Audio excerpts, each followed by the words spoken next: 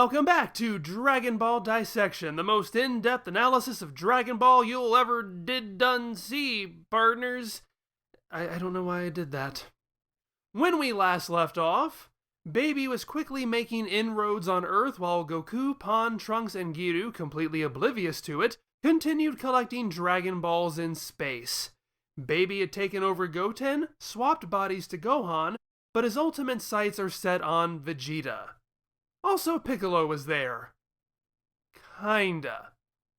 Before I get to the main topic, there is an aside I have to make, but it's no less important. Episode 27 is a big turning point for the series. This is when GT updates its credit sequences.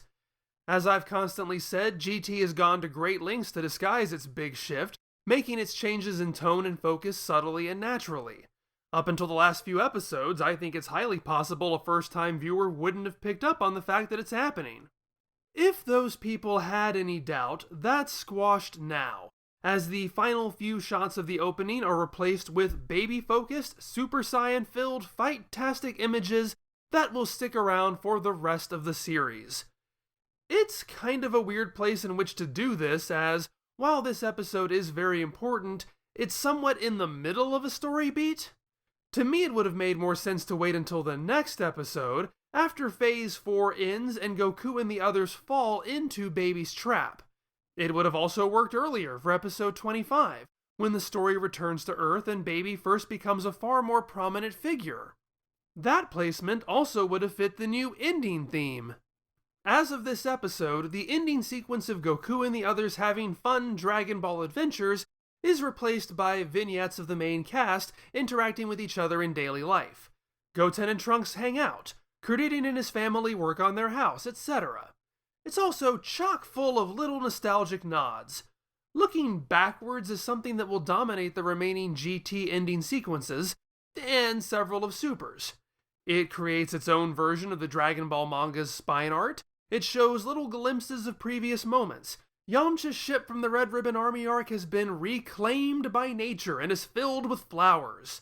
There's something very melancholy about this sequence. While GT's first ending brightly looks to a new future, this one is far more reflective. I might even say it's wallowing in its own past. The cynical side of me wants to say this is playing off the emotion of nostalgia, trying to get viewers to associate this show with things they love. But I also feel the opening and ending both reflect where GT currently is. It's big, it's grandiose, it's fighting, aren't you excited? But it's also sad and dying and not going to last, so enjoy it while it does. I can't be sure, but the trajectory of ending sequences from this point on seems to suggest the staff already might know that. There is one last thing to mention in regards to these changes. The final shot of the opening used to be the four main characters. It's perfect, it's wonderful, it's fresh and upbeat, it fills me with excitement every time I see it. Starting with this episode, the final shot becomes this new transformation that we haven't seen yet and won't for several more episodes. It's definitely trying to hype things up.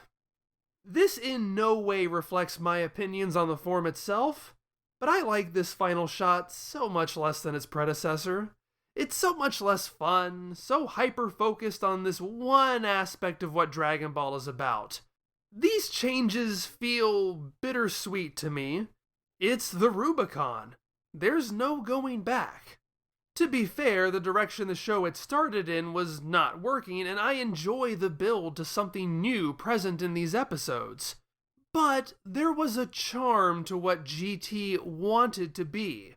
There is a part of me that is sad I'm never going to get to see Goku, Trunks, and Pan work together to beat this random night guy. Even the eye catches have replaced the heroes in space with images of the whole cast, as if to say, hey, look, everyone's back. We're never going to get rid of them again, please forgive us. It's safe, it's comfortable, it's nostalgic. The show is never going to be this again. It's never going to be about these people. This failed. It failed in favor of this. This is the moment the show officially announces it has given up on what it was. And that makes me kind of sad. Okay, there is also a lot I could say about the songs. I'm going to have to save that for another day. I need to get moving. I gotta get to the meat of this video. Those fruit guys and vegetable guys fighting each other. I guess that's not really meat. But hey, you get to hear an awesome kazoo rendition of GT's opening song every time a new Dragon Ball Dissection comes out. That's good enough. So while the gang in space collect their last Dragon Ball, isn't Giru's coat so cute? And Vegeta takes bra shopping. Not bra shopping, but bra shopping. The fallout from this infiltration continues. The newly babyfied Gohan confronts Vegeta and Bra while they're out and about. Vegeta sends Bra home in order to fight this guy he's already figured out isn't Gohan. Even before my last video came out, my social media followers seemed really fascinated by my Gohan and Goten pictures. We all had a lot of fun. Everybody wanted to guess which was which, and most of you guessed wrong. Even the biggest GT fans I know got it wrong. This one is Gohan, this one is Goten. And I get it. I had to keep myself straight on this at first because I couldn't remember which was which. I admit, gun to my head, I probably would have guessed this was Gohan as well. People had all kinds of justifications for their choices, be it a wider neck, or the presence or lack of presence of a shirt. One piece of logic that doomed people is that the first image features a shirtless character, and Goten never loses his shirt. Well, that's not true. When Goten powers up, his entire shirt rips off. But I can totally understand how someone might not remember that, given that in this episode, he wakes up with his clothing totally intact. Oh, also he was blown up along with Piccolo, but I guess we're forgetting that too. This episode seems to be forgetting a lot about the last episode. A lot about the last episode. Goten seems to be back to normal, only concerned about what happened to his date with Pallas. But it doesn't take long for Baby to reassert himself and for Goten to fly off.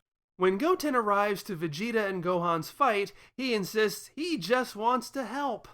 However, as he says, he didn't specify who he was going to help. That's such a cool moment. Vegeta fights the brothers and he seemingly defeats them.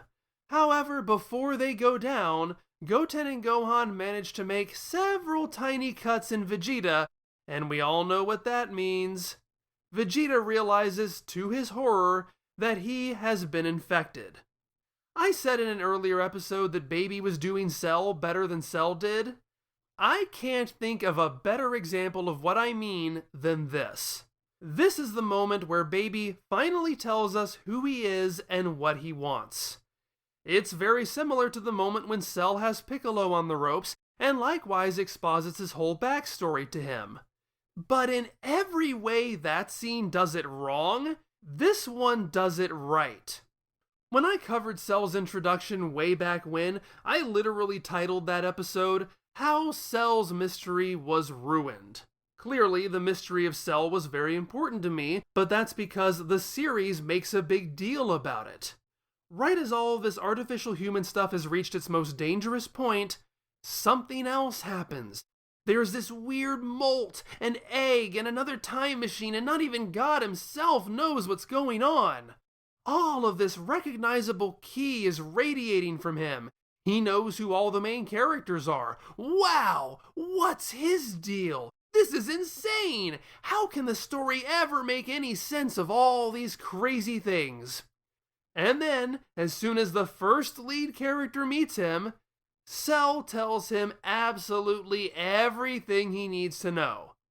Everything. Instantly, all of that shock and tension and wonder dissipate, and they never come back. That does not happen with Baby. Baby is likewise introduced as a mystery. He's related to villains the characters have been dealing with already, but he has some kind of interest in Saiyans. The characters keep beating him, but he keeps coming back. The series doles out new information little by little, drip by drip, not often by expository dialogue, but by seeing him in action. He's not just a weird science experiment. Well, then who is he? We learn he can take over other people. That's creepy. Then we see that it's not just limited to one person at a time. Oh, that's getting worse. He comes to Earth looking for a Saiyan body to inhabit. What's that about? He starts out far weaker than the heroes, but his reach is growing longer and longer. The more we find out about him, the scarier he gets. It's not until the end of Baby's 7th episode that he finally shares with us what he's all about, and we still don't know why he's looking for the Dragon Balls. This is the difference. Catching Vegeta is one of Baby's end goals. He just got him. Now that we understand him, it's already too late to do anything with that information. We, the audience, are in the same helpless situation that Vegeta is in. Being strung along like this is far more tense than some dork we just met telling us everything we need to know about who he is, where he came from, and how we can stop him. What also sells this scene is that it's not just exposition. See, the most interesting thing about the cell dump is the fact that Toriyama uses images from prior in the series.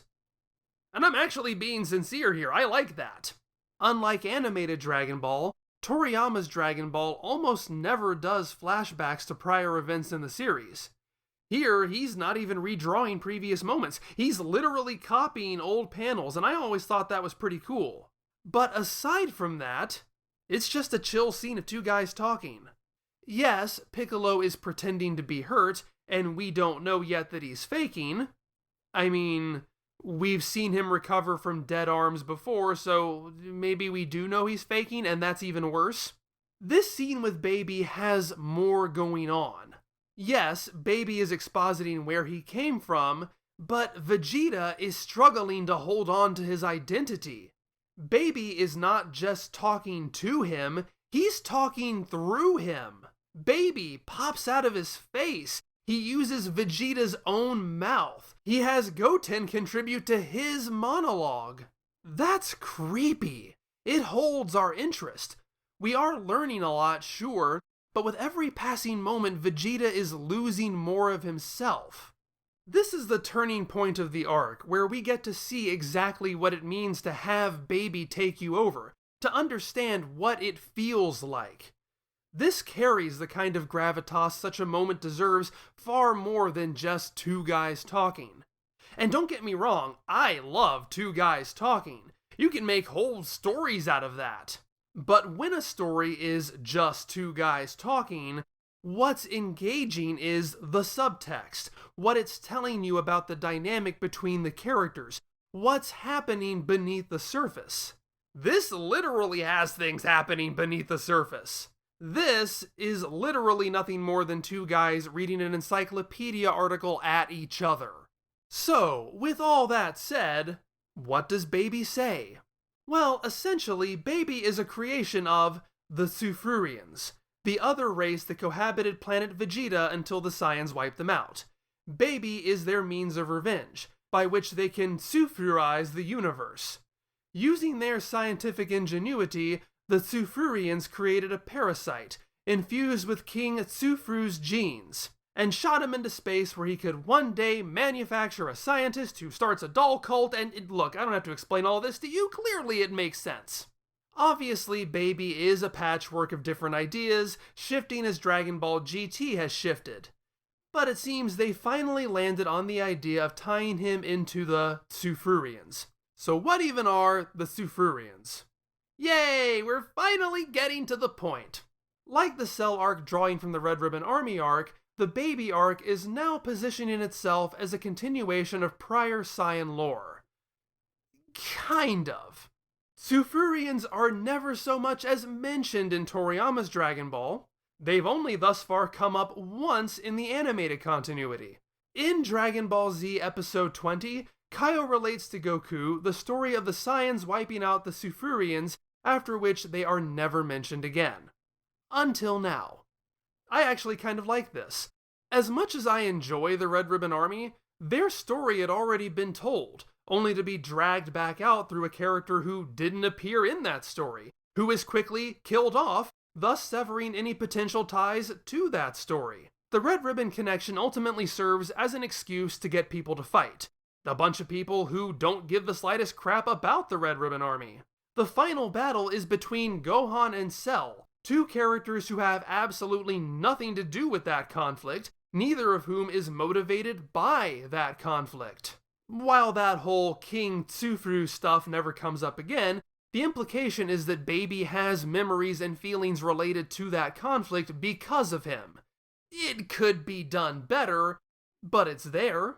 He's targeting Saiyans. The man he uses as his vessel is the son of the man who led the war against his people. This is a much better framing of a revenge plot. Also, I like this because this is Toei's first stab at their own Dragon Ball series. I think it's a good idea to dust off an idea unique to their version of Dragon Ball to solidify their identity. It's also a story that has plenty of room to be expanded upon because it's barely been touched on before. Kind of. I guess it's time to dust off my asterisk of context. The Tsufruians and topics around that era of Saiyan history have actually come up numerous times, traveling a long road to end up in GT. Those instances have built on each other, if not outright contradicted each other. And while I have discussed them in Dragon Ball Dissection over the years as I have reached those points, it's often been in passing. So I think this is a good time to finally lay it all out on the table and untangle it, so you know where this comes from and what applies to this story. So first off, the idea of the Tsufruian, or Tsufruians, does originate from the mind of Toriyama Akira.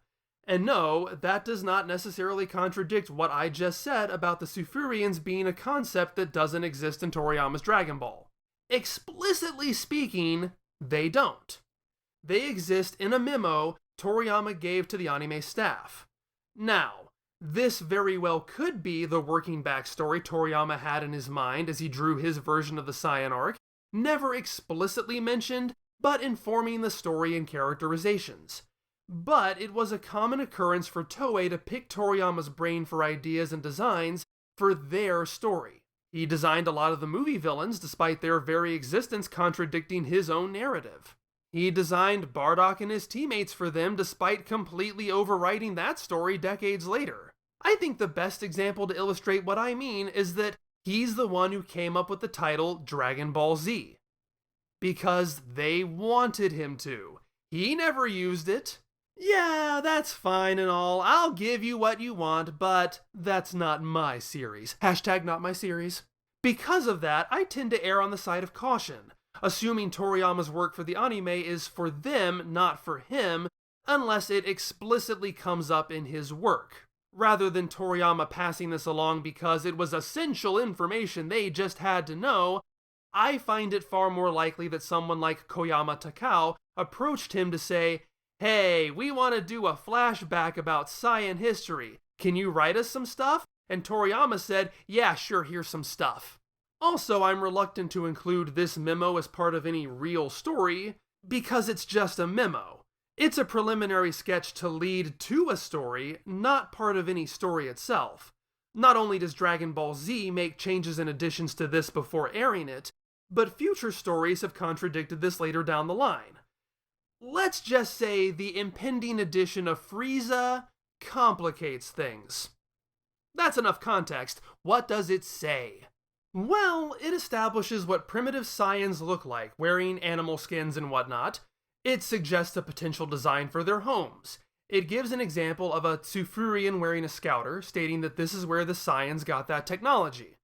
The memo exposits that Planet Plant has high gravity. Inhabiting the world are two races, the small and technologically advanced Tsufruians, and the twice as large, strong, and warlike Saiyans, who are primitive and have tails.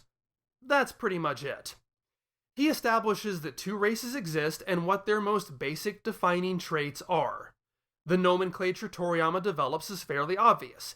He already has his vegetable people, as Saiya is an anagram of the Japanese word yasai, meaning vegetable. So as the counterpoint to them, he creates the Tsufuru, which is an anagram of furutsu, a Japanese approximation of the word fruits. These fruits and vegetables live on planet Plant. Get it? So that was taken and used as the basis for the history of the Saiyans Kaio relates to Goku in episode 20 of Dragon Ball Z. It uses almost everything in the memo, but adds a lot more. For example, it introduces the idea of a war between the Saiyans and Tsufruians, a war the Saiyans win after the advent of a full moon, something that only happens on their planet once every 8 years. It extrapolates beyond that conflict to show the Saiyans as a spacefaring race. Saiyans appear in prototype versions of their famous armor when making deals with other aliens to conquer planets for them. This idea can more or less be easily incorporated into the later Frieza storyline, but this is also where that infamous explanation of the destruction of planet Vegeta comes from, that its own god summoned the meteors that destroyed it as retaliation against the evil of the Saiyans. That's something that very much cannot be reconciled with Toriyama's later creation of Frieza, and it's an element that is quietly shoved to the side, never to be mentioned again, unless you really want to twist this into Beerus. The only thing Dragon Ball Z leaves out amid all of its additions is the name Planet Plant. Kaio refers to it as Planet Vegeta throughout. See, there are actually 2 versions of this memo that have been printed in guidebooks. I've shown you the first one. The other has the reference to Planet Plant crossed out and replaced with Planet Vegeta. Now, it's possible that Toriyama intended Plant to be the name of the planet before the Saiyans took over, but the memo seems rather unclear to me. He just calls it Planet Plant. Full disclosure, I'm just guessing here.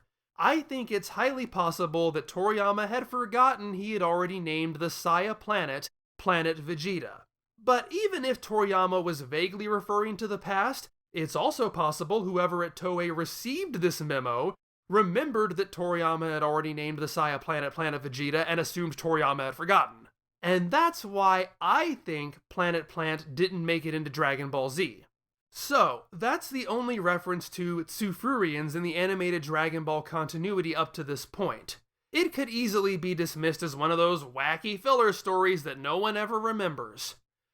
However, that's not where GT seems to be getting most of its inspiration. 3 years ago, I covered Plan to Eradicate the Saiyans, the 1993 video game, animated strategy, video, full motion, I did all that stuff. I'm not going through it again. If you need a refresher, just watch that video, it's 35 minutes long. It was the first video game to really go in its own direction narratively, rather than adapting stories from the series. Its plot, such as it is, revolves around a Tsufruian scientist, Dr. Lychee, creating a machine that feeds off the anger of his people to avenge them against the Saiyans.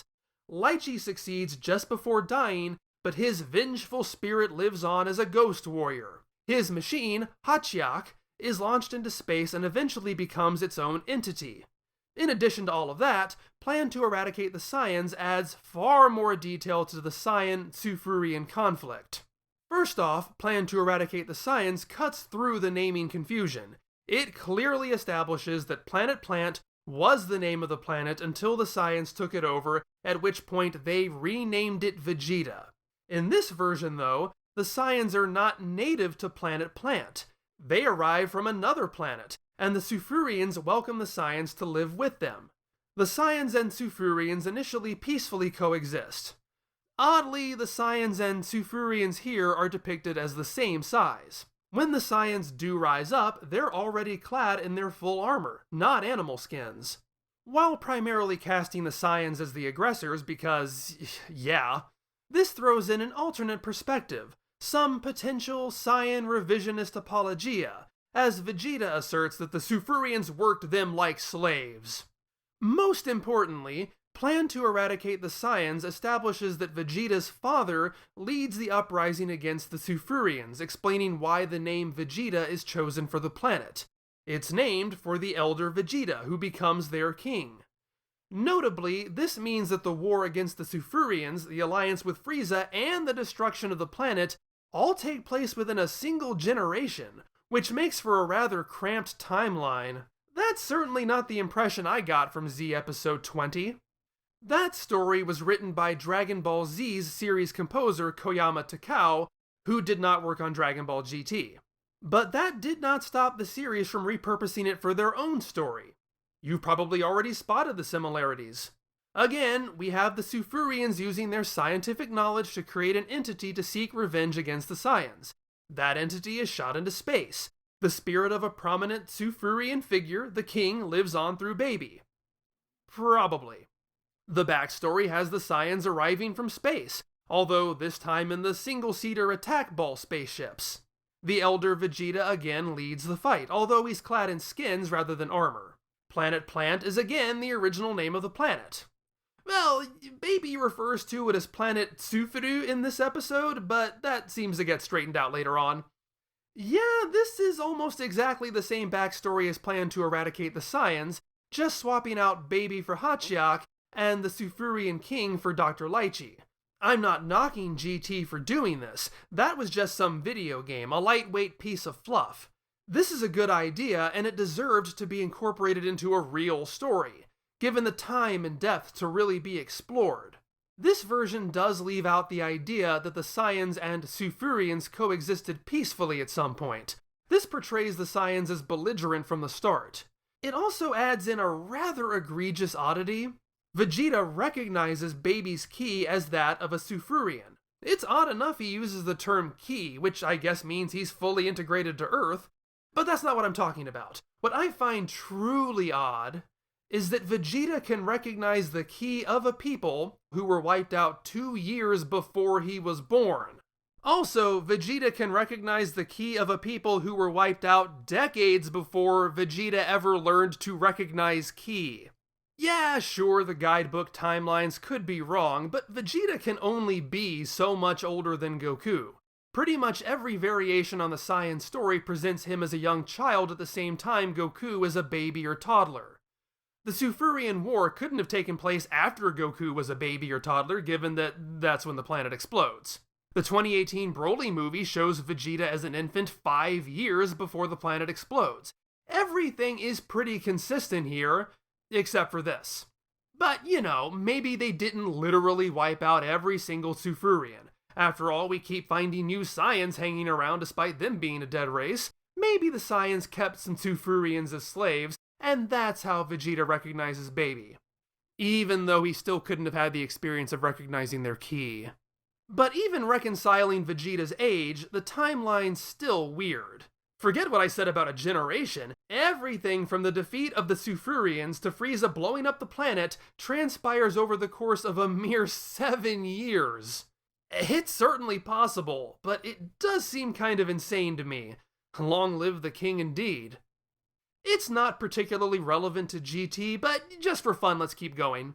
The Dragon Ball GT Perfect file logically suggests the original Saya home planet from which they traveled to Planet Plant is Planet Saya.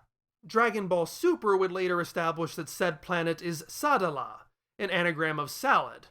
And while the Tsufruians aren't specifically mentioned, Vegeta does say his species conquered another planet and renamed it Vegeta. He also heavily implies their armor comes from Frieza. Episode of Bardock infamously replaces the Tsufruians with the Plantians when its Bardock travels back in time to Planet Plant.